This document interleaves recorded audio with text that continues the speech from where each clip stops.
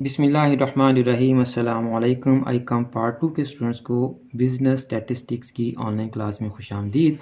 Students, कल के lecture में हमने वेटेड अर्थमेटिक मीन सॉल्व करना सीखा था। आज के लेक्चर में हम कंबाइंड मीन सॉल्व करना सीखेंगे।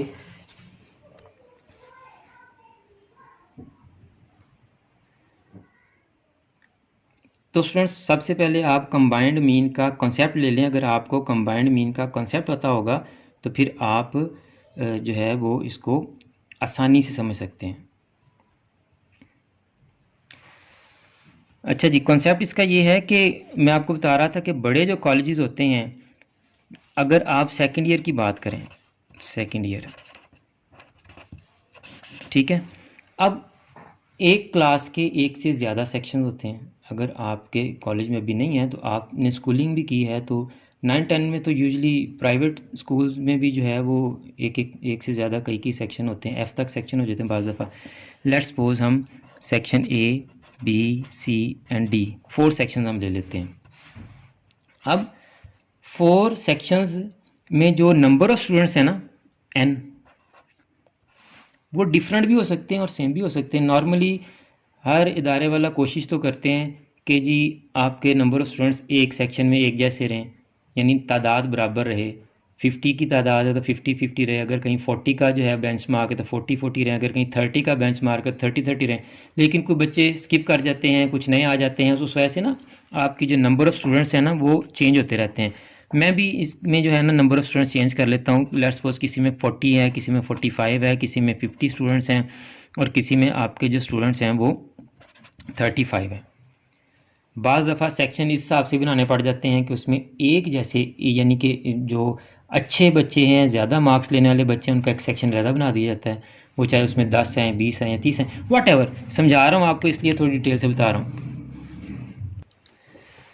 तो अब ये नंबर ऑफ़ स्टूडेंट्स तो क्लियर हो गए जी क्लास में। अब इस क्लास में सेकेंड ईयर में लेट्स सपोज जो अकाउंटिंग के मार्क्स बच्चों ने लिए हैं ना, वो मार्क्स की हमने एवरेज ले ली। Average mean arithmetic mean. अब जो ए सेक्शन के बच्चे थे, लेट्स सपोज वो अच्छे पढ़ने वाले बच्चे थे, उनके जो एवरेज मार्क्स आए हैं, ये फर्ज करें आउट ऑफ 50 मार्क्स थे, उनके 48 एवरेज आए हैं। बी सेक्शन आपको पता है उसके बाद वाले बच्चों का होगा, उनके 45 एवरेज मार्क्स आए हैं। सी सेक्शन के बच्चों के एवरेज मार्क्स लेट्स सपोज 30 आए हैं और डी सेक्शन के जो बच्चे हैं उनके एवरेज मार्क्स लेट्स सपोज 20 आए हैं। अब ये सेक्शन ए के एवरेज मार्क्स हमने कैसे निकाले होंगे कि सेक्शन ए के 40 बच्चों के इधर नाम लिखे होंगे या रोल नंबर लिखे होंगे, आगे उनके मार्क्स होंगे। समझ रहे ना मेरी बात? इन तमाम के मार्क्स को जमा किया होगा, समेशन एक्स ओवर एन किया होगा ना, जितने भी इनके मार्क्स आए होंगे उनको हमने 40 पर डिवाइड किया होगा। अभी मैं बता देता हूँ 40 बच्चों के टोटल मार्क्स कितने आए होंगे। 1920, यानी इन 40 बच्चों के जो टोटल मार्क्स थे समेशन एक्स, वो क्या था जी 1920। 1920 को हमने 40 पे डिवाइड किया तो ये एवरेज मार्क्स आ गए सेक्शन ए के 48। इसी तरह सेक्शन बी के जो 45 स्टूडेंट्स थे, सेक्शन बी के 45 स्टूडेंट्स के नाम होंगे, उनके आगे मार्क्स होंगे, उनको टोटल करके 45 पे डिवाइड करके हमने एवरेज निकाल ली। इसी तरह सेक्शन सी के बच्चों की एवरेज भी निकाल ली हमने, सेक्शन डी के बच्चों की 35 स्टूडेंट्स की एवरेज भी निकाल ली। यहाँ तक समझ आ गया आपको कि मैंने ये सारा कुछ आपको क्या बताया? अब सवाल ये पैदा होता है कि हम चाहते हैं कि ये जो सेकंड ईयर पूरी क्लास है, whole of the second year, इस पूरी क्लास की हम एवरेज फाइंड आउट करना चाहते हैं। इस पूरी क्लास की एवरेज फाइंड आउट करना चाहते हैं, इसलिए इसको नाम दिया गया है कंबाइंड मीन का, यानी कि मीन्स का मीन निकालते हैं। इसमें ऑलरेडी जो मीन्स कैलकुलेट किए होते हैं हम उनका मीन निकालते हैं। तो इसका भी फार्मूला वही है जो अभी हमने अप्लाई किया, summation W X over summation W और summation F X over summation F होता था। यहाँ भी हम summation N into X bar कर लेंगे और समेशन एन पर डिवाइड कर देंगे। तो आपका यहाँ एन जो है वो आपका फ्रीक्वेंसी या वेट्स के तौर पर काम करेगा और ये एक्स बार जो है आपका ये एक्स के तौर पर काम करेगा। आसान सा फार्मूला है, अगर आप फार्मूला लगा के करना चाहें फार्मूला लगा के कर लें, अगर आप हर एक की मल्टीप्लिकेशन शो करके करना चाहें तो वैसे कर लें, दोनों तरह से हो सकता है। बेसिक जो मैं ये सारी आपको स्टोरी सुनाई है उसमें आपको मैंने ये समझाया कि कंबाइंड मीन होता क्या है। समझ आ गया ना आपको कि क्या होता है कंबाइंड मीन? जी सर, आगे समझ कि डिफरेंट हमने मीन्स कैलकुलेट किए होते हैं, फिर उन तमाम मीन्स का हम एक मीन निकालते हैं, फाइंड आउट करते हैं, उसको हम कहते हैं कंबाइंड मीन। ठीक है जी। तो अब इसका हम क्वेश्चन भी देख लेते हैं, कंबाइंड मीन का क्वेश्चन।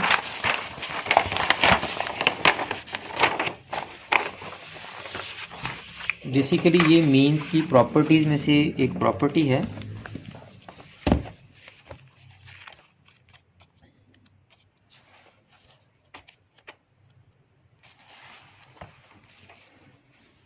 ये है जी कंबाइंड मीन के यहाँ पर ये जो है हमारे पास 3 क्वेश्चन हैं।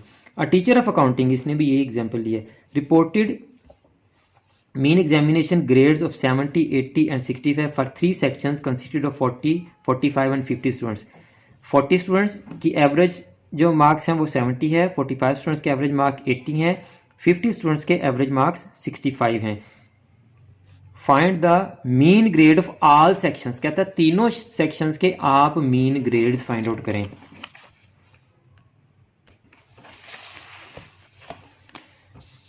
क्वेश्चन है जी हमारा 3.21 का पार्ट ए।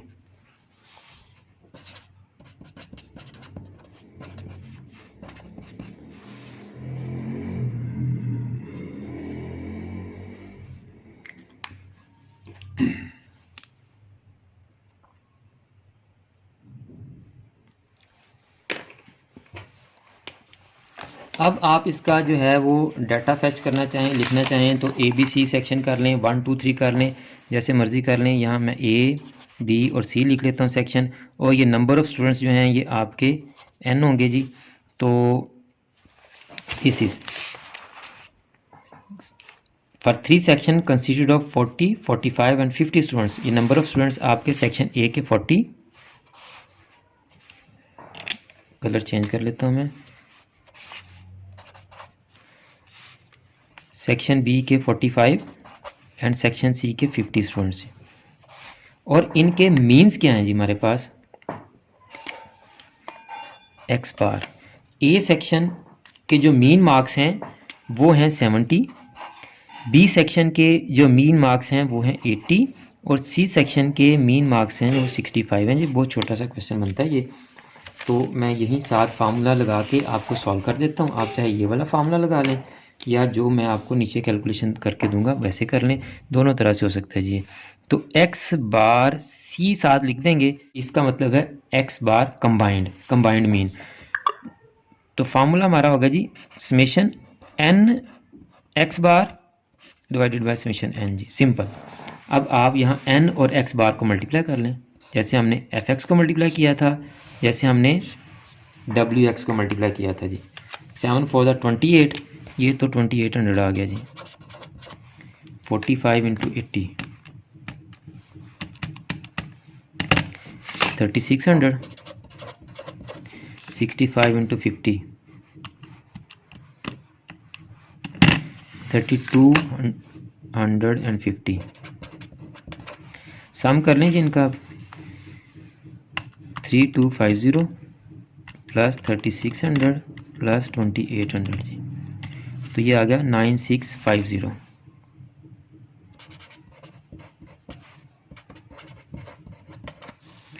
और यहाँ हमें समेशन n करना है,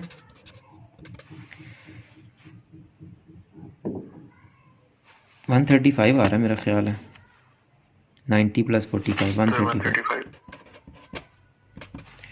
लें जी आप क्या करेंगे, 9650 को 135 पर डिवाइड कर देंगे, तो आपका कंबाइंड मीन आ जाएगा।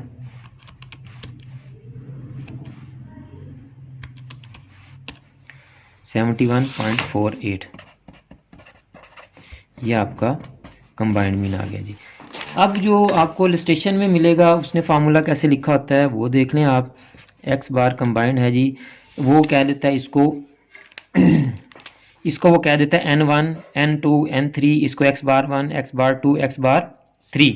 यानी ये डाटा मैंने इस तरह से लिया है, इस तरह से डाटा लेने की बजाय वहाँ डाटा कैसे लेते हैं हम, N1 N2 and N3। Number students 40 हैं तो N1 हो गया 40, N2 हो गया जी 45 और N3 हो गया आपका 50 जी।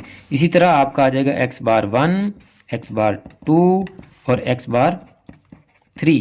x बार 1 क्या है 70, x बार 2 80 और x बार 3 65। पहला था 70, 80 एंड 65। अब ये जो फार्मूला हमने यहाँ लगाना है कंबाइंड मीन का, वो क्या अप्लाई करते हैं जी हम, वो कहते हैं जी N1 x bar 1 plus N2 x bar 2 plus N3 x bar 3 divided by N1 plus N2 plus N3। आप चाहें तो इस तरह से कर लें। इसका मतलब भी यही है कि N1 और x बार 1 को मल्टीप्लाई करना, यहाँ भी हमने यही किया है। तो आप इस तरह से करना चाहते हैं तो इस तरह से कर लें, आंसर आपका वही आएगा। N1 और x बार 1 ऑलरेडी सब्मिशन आ गया ना। हाँ, वहाँ ऑलरेडी मल्टीप्लिकेशन भी कर लिया हमने और समेशन भी कर लिया हमने। और N2 और x बार 2 है जी 45 into 80 plus 50 into 65 and N1 N2 और N3 को आप ऐड कर देंगे 40 प्लस 45 प्लस 50। तो आपका ये ऊपर मल्टीप्लाई करके ऐड करेंगे तो यही आंसर आएगा और नीचे आपका N1 N2 और N3 का सम भी यही आएगा। तो आपका इस तरह से भी जो है वो आंसर वही आएगा जो हमने वो फार्मूला जो इजी वाला है वो कर लें आप।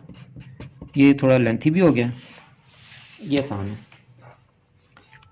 ठीक है जी, उम्मीद है कि आपको कंबाइंड मीन समझ आ गया होगा। कोई क्वेश्चन इसमें से पूछना है तो पूछना है, आप इसकी प्रैक्टिस कर लें। इंशाल्लाह नेक्स्ट लेक्चर में हम मॉड की तरफ चलेंगे जी। Okay sir. ओके जी मुस्तफा, आप साथ ही रहिएगा बेटा, हम पार्ट 1 शुरू करते हैं। जी सर। ओके सर, अल्लाह हाफिज़। ओके जी, अल्लाह हाफिज़।